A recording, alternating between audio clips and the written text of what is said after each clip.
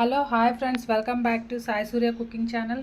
ఈరోజైతే stuffed capsicum fry చేసుకుందామండి. అంటే సైడ్ డిష్గా నెక్స్ట్ స్నాక్ లాగా కూడా తినొచ్చండి. ఈవినింగ్ పిల్లలు కానీ మనం కానీ చాలా బాగుంటుంది. సో దానికోసం అయితే మీడియం సైజ్ క్యాప్సికమ్స్ తీసుకోండి. తర్వాత కొద్దిగా కొత్తిమీర, తర్వాత అల్లం వెల్లుల్లి పేస్ట్ సన్నగా కట్ చేసి పెట్టుకోండి. జీడిపప్పు, అలాగే కట్ చేసి పెట్టుకున్న ఆనియన్స్, కొద్దిగా క్యారెట్ తరుగు, నెక్స్ట్ కొద్దిగా పుట్నాలండి. అంటే ఈ వేపించెనపప్పు లేకపోతే ఒక 2 స్పూన్స్ శనగపిండి అయినా వేసుకోండి, బాగుంటుంది. ఫస్ట్ అయితే ప్రాసెస్ స్టార్ట్ చేద్దాం. ఫస్ట్ అయితే ఇక తొడిమ ఉంది కదండి, ఇక్కడ అన్నీ ఇలా ఇవంతా కూడా మనం తీసేసుకోవాలి.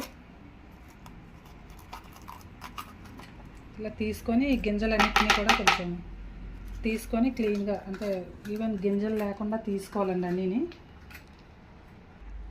ఓకేనండి, ఇక ఇలా మొత్తం కూడా కాడ దగ్గర, తొడిమి దగ్గర కట్ చేసుకొని నీట్గా గింజలన్నీ కూడా కంప్లీట్గా తీసేసుకోవాలి.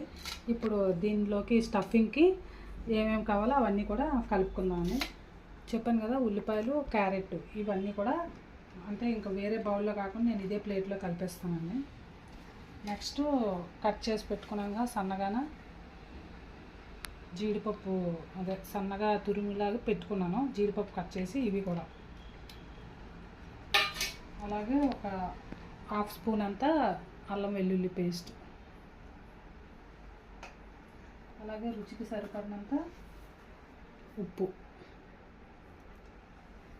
నెక్స్ట్ కొద్దిగా పసుపు,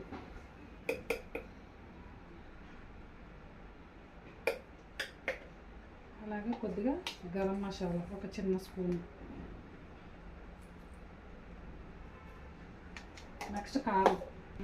నెక్స్ట్ కారం అన్నాను కదండి, కారం కూడా ఒక చెంచా వేసుకోండి. అలాగే పుట్నాల పొడి చెప్పాను కదా, ఇందా చూపించాను కదా, మిక్సీ పట్టేసుకుందాం. ఈ పుట్నాల పొడి కూడా వేసుకుందాం. ఫైనల్గా ఇవన్నీ కూడా బాగా కలుపుకుందాం.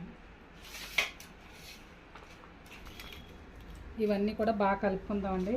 చూసారా, అంటే పిల్లలు క్యారెట్ తినలేని పిల్లలు, పెద్దవాళ్ళు కూడా ఉంటారు కదా, వాళ్ళకి కూడా ఇలా లైక్ అవుద్ది. సేమ్ క్యాప్సికమ్ కూడా ఇష్టం లేని వాళ్ళు ఉంటారు కదా, ఈ రెండు కూడా ఒకేసారి తినేటట్టుగా మనం దీన్ని రెడీ చేస్తున్నామండి. క్యారెట్ అందులోకి మధ్యలో జీడిపప్పు సన్నగా కట్ చేసి పెట్టుకున్నాం కదండి, అందువల్ల కూడా ఇష్టపడి తింటారు పిల్లలైనా కానీ పెద్దవాళ్ళకైనా, మనకైనా చాలా బాగుంటుంది. సో ఇదంతా ఒక్కొక్క క్యాప్సికంలోకి బాగా కలిపేసుకున్నాం కదండి. ఇలా క్యాప్సికంలోకి ఇలా స్టఫ్ చేసుకోవాలి.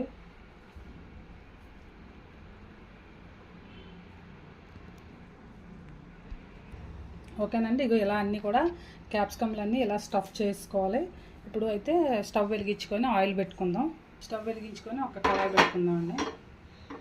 ఇప్పుడు ఈ ఫ్రైకి అవి అంటే వాటికి సరిపడా ఆయిల్ వేసుకుందాం.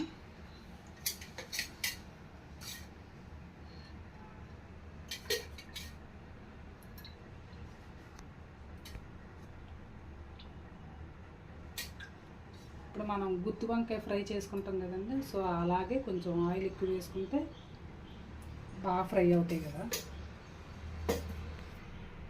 ఓకేనండి, ఆయిల్ హీట్ ఎక్కింది కదా. ఇప్పుడు మనం ముందుగా స్టఫ్ చేసుకున్న క్యాప్సికమ్, ఒక్కొక్క క్యాప్సికమ్ని ఇలా పెట్టేసుకుందాం.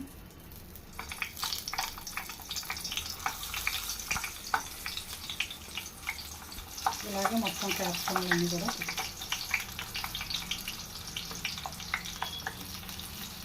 ఇవి వేయించుకున్నాక మిగతా వేయించుకున్నాను. అంటే ఇది మీడియం ఫ్లేమ్లో పెట్టుకొని వేయించుకోవాలండి. లేదనుకోండి హైలో పెడితే ఒక సైడు అంటే బాగా వేగిపోయి మాడిపోద్ది, రెండో సైడు కుక్ అవ్వదు. ఇలా చూసారా, ఒక సైడ్ వేగుతుంటే ఇలా అటువైపు కూడా టర్న్ చేసుకోవాలి, తిప్పుకోవాలండి. అలా అయితే ఈవెన్గా 4 వైపులా కూడా కంప్లీట్గా కుక్ అవుతాయి. ఓకేనండి, అది చెప్పాను కదా, ఇలా మీడియం ఫ్లేమ్లో మొత్తం అన్నీ కూడా ఈవెన్గా కుక్ అయ్యేలాగా టర్న్ చేసుకుంటే కంప్లీట్ కుక్ అయిపోతాయండి. చాలా బాగుంటాయి కూడా ఇలాగా. సో వేసుకున్నాం కదా, పిల్లలు పెద్దలు కూడా లైక్ చేస్తుంటారు. సో వీటిని తీసేసుకున్నాం ఒక ప్లేట్లోకి. మిగతావి కూడా ఇలాగే వేయించేసుకున్నాము.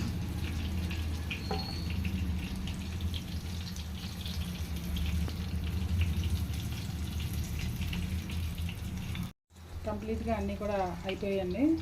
సో వీటిని ఒక ప్లేట్లోకి తీసుకొని గార్నిష్ చేసుకుందాం. సర్వింగ్ ప్లేట్లోకి తీసుకుందాం. ఓకేనండి, tasty crunchy capsicum snack ready అయిపోయింది. అదే స్టఫ్డ్ క్యాప్సికమ్. అంటే ఇది సాంబార్లోకైనా, తర్వాత రసం, నెక్స్ట్ పప్పుచారు, ఇలాంటి వాటికి సైడ్ డిష్గా పెట్టుకొని తింటే చాలా బాగుంటుందండి. అలాగే ఈవినింగ్ స్నాక్ లాగా కూడా తినొచ్చు, ఏమీ లేకపోతే ఆ టైంలో కూడా. సో మీరు కూడా ట్రై చేయండి. ట్రై చేసి టేస్ట్ చేసి మీ ఫ్రెండ్స్కి కూడా షేర్ చేయండి. అలాగే నచ్చితే కనుక ఒక కామెంట్ కూడా పెట్టండి. Like and subscribe my channel. Bye friends, మళ్ళీ నెక్స్ట్ వీడియోలో ఇంకో వంటతో కలుద్దాం.